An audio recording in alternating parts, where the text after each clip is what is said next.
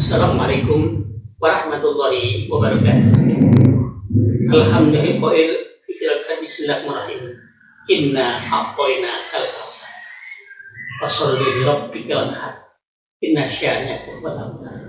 Salatullah salamullah ala Rasulillah wa ala alihi wa sahbihi wa mawalah. Hadirin hadirat para pemirsa yang berbahagia, melanjutkan episode yang lalu bahwa tadi telah dibahas kerangka kurban. Maka sekarang masalah teknisnya, bagaimana dinamisasi syariat kurban itu sampai periode Muhammad. Ternyata melalui 3 tahap. Yang pertama adalah periode Nabi Adam alaihissalam, yang kedua periode Nabi Ibrahim alaihissalam, dan yang terakhir periode Nabi Muhammad sallallahu alaihi wasallam. Hadirin hadirat yang berbahagia, bahwa periode Nabi Adam alaihissalam alur kisahnya seperti ini. Saat itu Nabi Adam alaihissalam dan Siti Hawa dianugerahi 4 orang anak, laki 2, perempuan 2. Yang laki adalah Qabil dan Habil, yang perempuan adalah Laida dan Iklimah. Qabil dianugerahi jadi orang rupawan, ganteng, hebat. Qabil rata-rata. Kemudian Laida rata-rata, Iklimah cantik.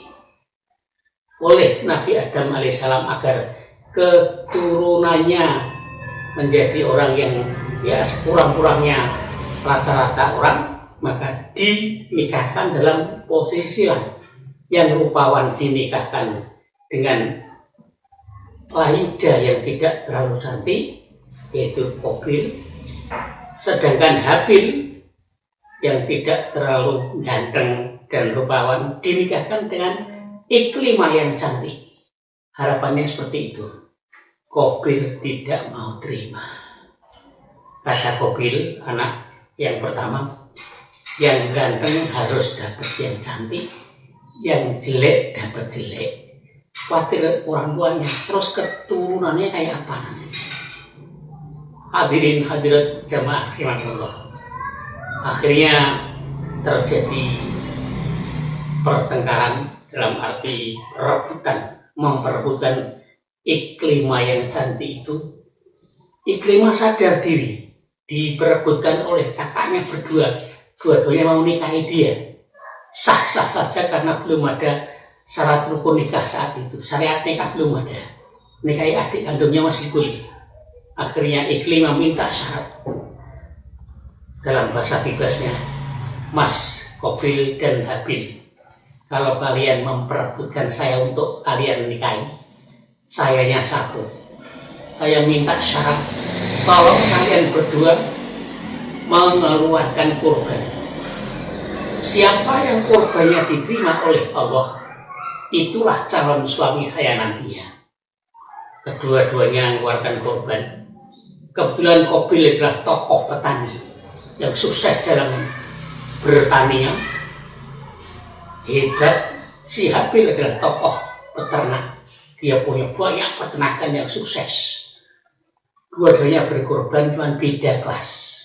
Qabil berkorban dari hasil pertaniannya, anggaplah makanan pokok padi, dikeluarkan padi yang gagal, yang gabuk, nggak ada isinya, alias apa, kurang ikhlas. Si Habil ngambil hewan ternaknya, kambing yang kualitas, langsung ditaruh di pucuk gunung sana. Tanda-tandanya yang nanti dimakan api, itulah tanda diterima oleh Allah, karena saat itu belum ada yang berhak menerima korban, masih belum ada mustahik. Delalah, maaf, yang diterima korbannya si Habil, yang dari makanan pokok dipilihkan yang kualitas karena dia memang ikhlas. Akhirnya Qabil emosi akan membunuh si Habil. Diceritakan dalam Al-Quran Al-Ma'idah 27. Watlu, dan ceritakanlah oleh Muhammad alaihim pada mereka semua. Apa? yang diceritakan Naba Abdurrahman, Naba Ibnai Adama. Cerita dua orang laki-laki anak Adam, yaitu Qabil dan Habil. Ceritakan Muhammad yang sebenar-benarnya, bil haqqi dengan semesti-mestinya. Koroba, di saat mereka berdua mengeluarkan korban. Qabil adalah hasil taninya yang gagal, Habil mengeluarkan ternak yang berhasil. Kemudian fatukubila, maka diterimalah min ahadima, dari salah satu di antara mereka, Qabil dan Habil. Kebetulan nanti korbannya si Habil walam taqabbal, gak diterima, dengan akhor lainnya yaitu si Qabil gak diterima, korban Habil diterima karena ikhlas. Akhirnya qala la tulana, kata si Qabil, baik Habil, aku pasti akan membunuh kamu. Qabil negara ancaman itu langsung dia menjawab, qala innama yataqabbalu, sesungguhnya nerima Allah terhadap korban minal muttaqina, korbannya orang-orang yang takwa. Allah hanya nerima korbannya orang yang takwa. Berarti kalau nggak diterima tidak takwa, emosi dia, dibunuh setelah meninggal dunia. Mungkin nama saudara ada kecewanya dan dia bingung bagaimana untuk menyelamatkan jenazah adik kandungnya sendiri itu. Akhirnya Allah mengutus seekor burung gagak untuk memberikan pelajaran pada si Qabil. Oh, begitu caranya nanam jenazah orang itu. Akhirnya diceritakan dalam Al-Maidah 31, Al-Maidah 31. Faba'asallahu, maka Allah mutus ghuraban, terhadap burung gagak, yabhasu, gagak itu menggali-gali, nyeker-nyeker fil ardi, di bumi, linuriyahu, untuk memperlihatkannya kemampuan menggali ke tanah itu pada si Qabil. Kaifa, bagaimana yuwari so'atahi, seharusnya menguburkan saudaranya. Jadi Qabil belajar terhadap burung gagak. Dengan kata lain, manusia boleh belajar dengan hewan, dengan siapapun boleh. Ya kita tahu saat Rasul bersabda, "Utolibul ilma walau bisin," carilah kamu ilmu di Cina. Rasul belum tahu Cina, tapi sudah menguasai peradaban Cina, dibolehkan. Apalagi sama manusia, sama hewan pun boleh belajar. Ya, anggota kita polisi belajar dengan anjing pelacaknya, sah-sah saja, boleh. Akhirnya dia bisa nanam jenazah adik kandungnya si Qabil itu sendiri. Hadirin jamaah yang saya muliakan, sekalian yang berbahagia, para pemirsa yang dimuliakan Allah SWT. Adapun jenis korbannya adalah saat itu masih belum syariat, jadi nggak bisa diikuti karena belum syariat, masih syarat. Setelah dikabulkan kemauannya si Ikrimah, ternyata betul bahwa yang diterima Allah adalah korbannya orang-orang yang takwa, kata si Habil, dan diterimalah korbannya si Habil tadi, meskipun dia akhirnya dibunuh oleh Qabil. Jemaah yang saya muliakan, itu periode Nabi Adam alaihissalam. Idh qarraba qurbanan, di saat mereka berkorban berdua ini, korbanan dengan korban, sudah ada istilah korban sejak zaman Nabi Adam alaihissalam. Berikutnya ada satu hadis yang menerangkan bahwa masing-masing yang dipakai korban untuk Qabil dan Habil dalam hadis rawah Amir bin Abbas wa bin Amr wa ghairihima, inna hadahuma, sesungguhnya salah satu di antara dua, Qabil dan Habil, karena sohibah harsin, dia itu punya kebun, memiliki lahan tanah, wasar'in dan tanaman makanan pokok, yaitu namanya si Qabil. Faqarraba, maka dia mengeluarkan kurban sarroha, hasil yang paling jelek yang didapatnya, indahu, yang dimilikinya. Ambil yang paling jelek untuk korban, gabuk nggak ada isinya, untuk korban nggak diambil, nggak diterima. Sedangkan si Habil wakanal akhor, sedangkan yang lain si Habil sohibah hunamin, punya ternak kambing sukses. Faqarraba, kemudian Habil berkorban akroma gunamihi, yang paling baik, yang paling gemuknya kambing yang dimilikinya itu, asmaniha, termasuk kegemukannya, waksannya dan bagusnya, kualitasnya, dipilih yang paling hebat, diterima oleh Allah. Kama ruya an ba'dhin annal kurbana, sesungguhnya kurban al-makbul yang diterima, taji'u, datanglah an-naru, api. Tanda bukti diterima kurbannya mereka berdua itu adalah api datang minas samai, dari langit, litakulahu, untuk membakarnya, wala takulu, dan tidak mau membakarlah api itu, ghairil makbuli, terhadap kurban yang tidak diterima oleh Allah. Karena apa? Belum ada fakir miskin, kemudian ibnu sabil dan seterusnya, belum ada. Karena baru terbatas, anak saja baru 4 orang. Sudah ada istilah kurban, idh qarraba kurbanan. Jemaah yang berbahagia, hadirin hadirat yang dirahmati oleh Allah. Berikutnya adalah periode Nabi Ibrahim alaihissalam. Periode Ibrahim alaihissalam sudah berbuah tadi dalam season pertama saya sampaikan, harus berhadapan dengan Raja Namrud, harus juga sampai 100 tahun belum dikaruniai anak, kemudian anak baru lahir, akhirnya tidak ada yang memberikan nafkah karena kesulitan, dia sendiri sedang dinas luar, dan akhirnya istrinya bergerak cepat untuk bisa menghidupi anaknya. Masya Allah, Masya Allah.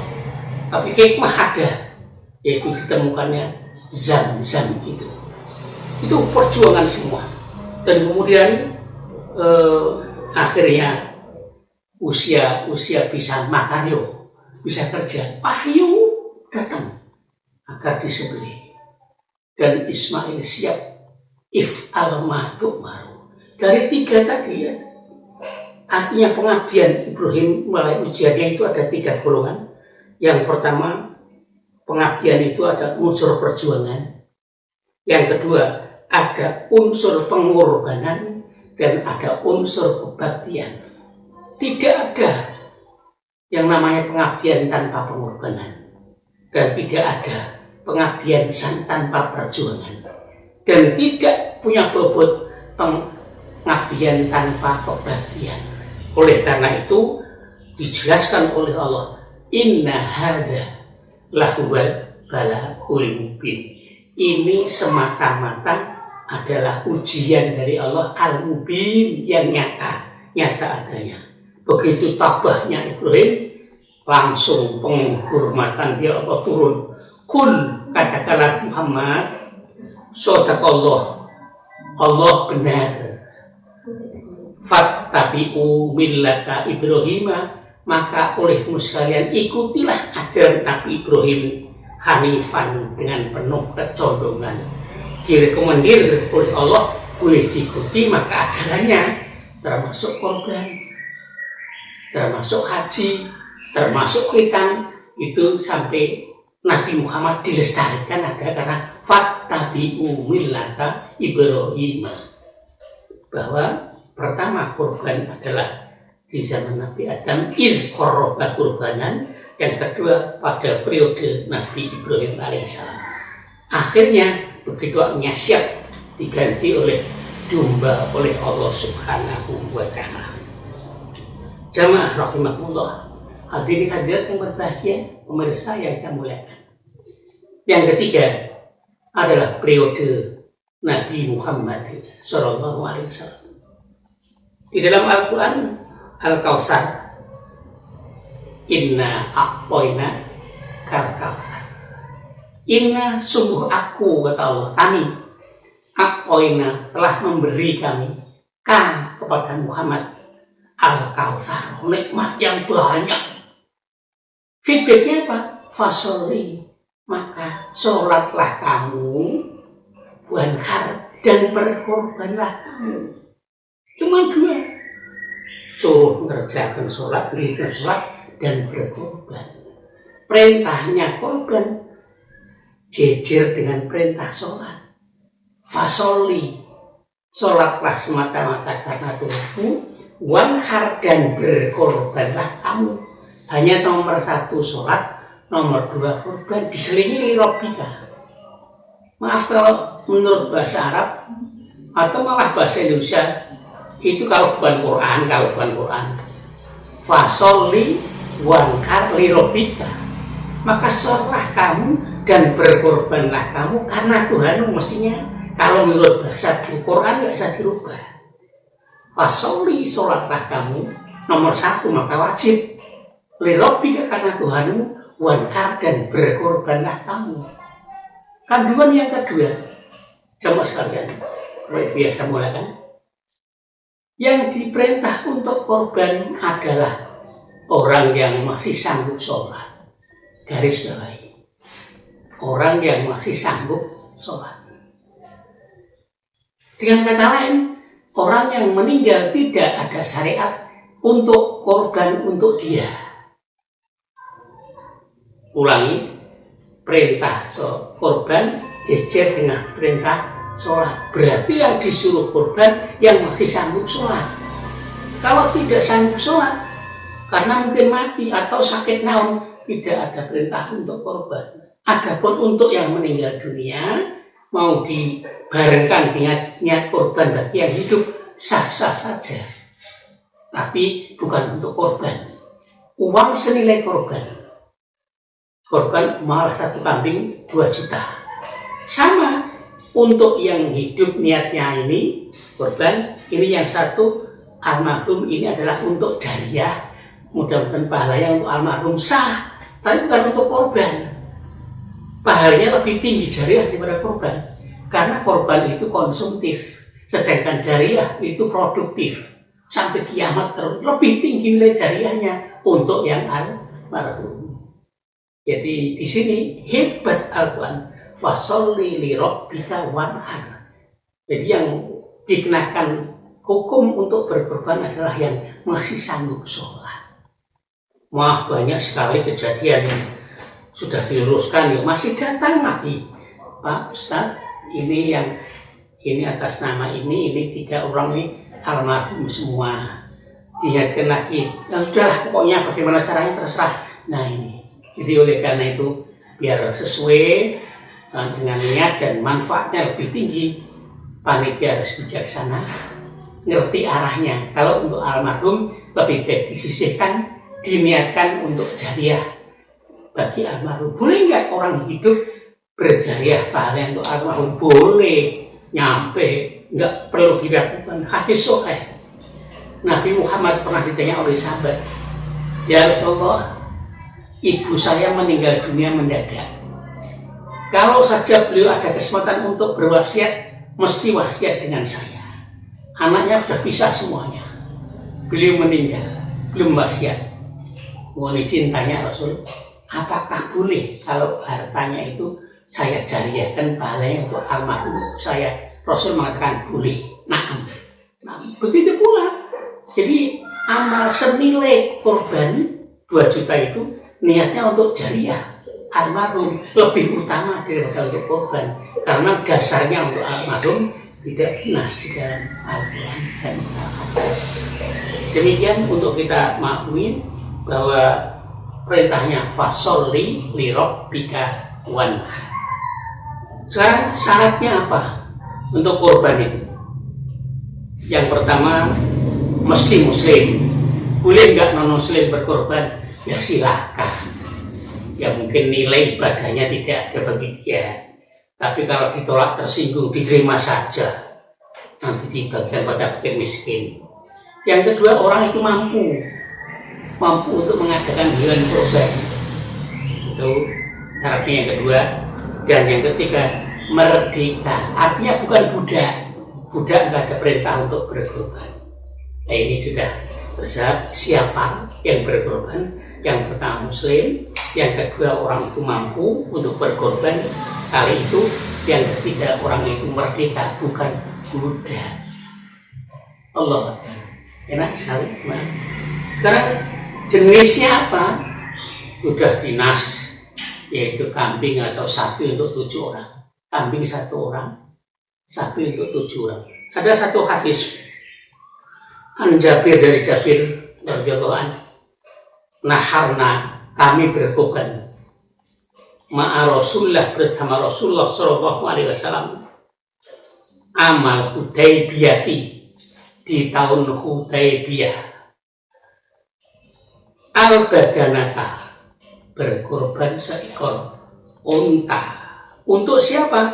Ansab'atin, untuk 7 orang.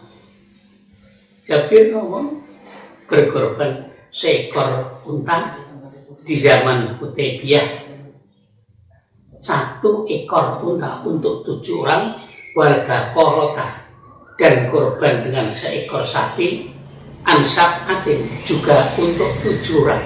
Rawahu Muslim. Berarti 7 orang 1 ekor unta atau 1 ekor sapi atau kerbau.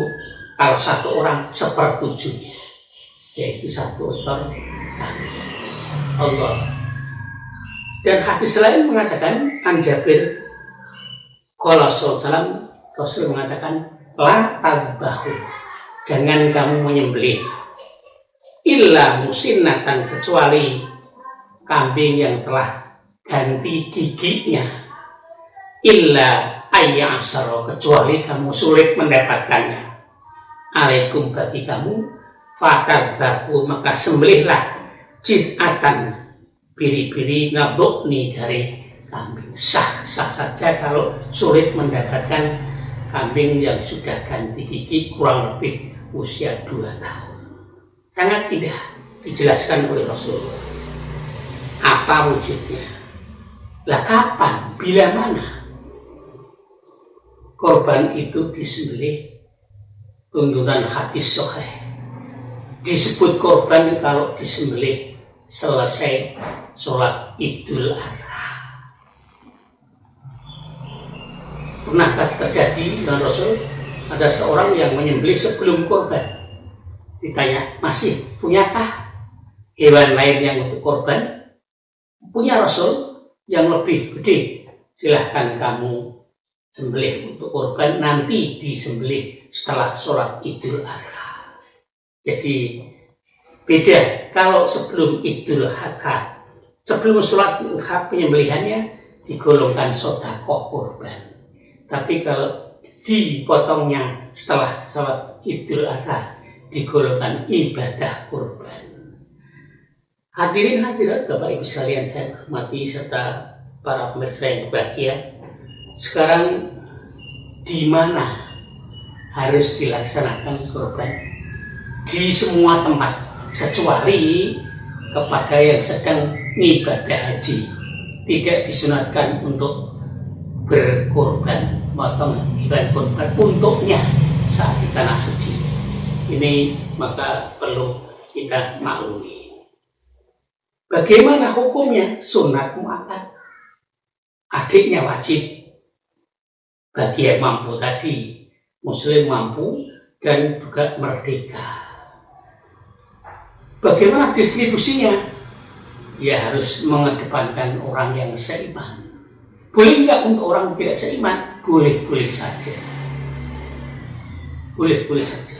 Kalau perlu, maaf, jamaah, orang kaya yang tidak berkorban, kirim daging, pilih yang baik.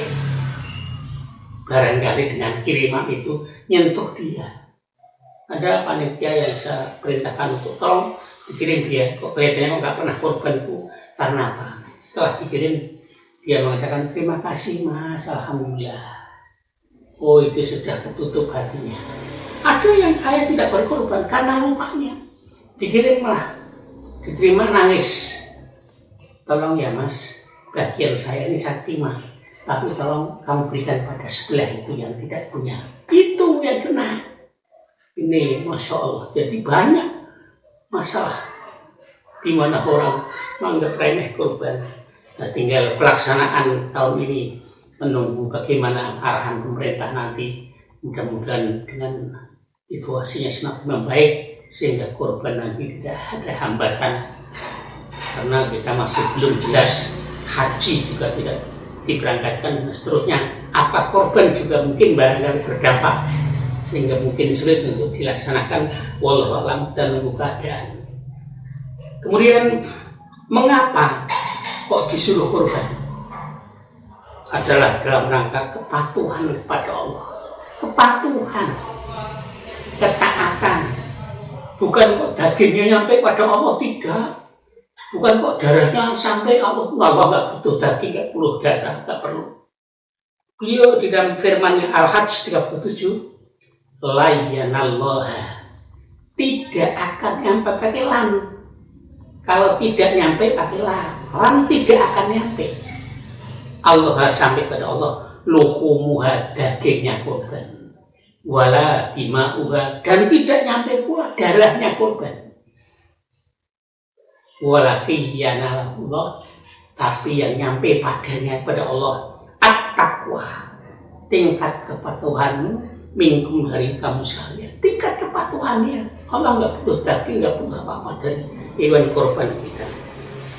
Nah, di saat periode Muhammad, korban itu sudah menjadi syariat, sudah bisa diperintah, fasolli li rabbika wanhar, bagi yang mampu, bagi muslim, dan bagi yang merdeka. Kesimpulan jamaah sekalian yang saya muliakan para pendengar, bahwa ada 3 periode pelaksanaan dinamasi korban itu, yaitu periode Nabi Adam alaihissalam, il korba kurbanan. Yang kedua, periode Nabi Ibrahim alaihissalam, kalau Adam sebagai syarat, Ibrahim sebagai maklumat. Sedangkan yang ketiga, periode Nabi Muhammad SAW sudah menjadi syariat yang harus dikerjakan, yang memenuhi syarat. Demikian pada sesi ini yang dapat kami sampaikan. Yang benar dari Allah dan Rasul, yang salah dari saya mohon maaf. Assalamualaikum warahmatullahi wabarakatuh. La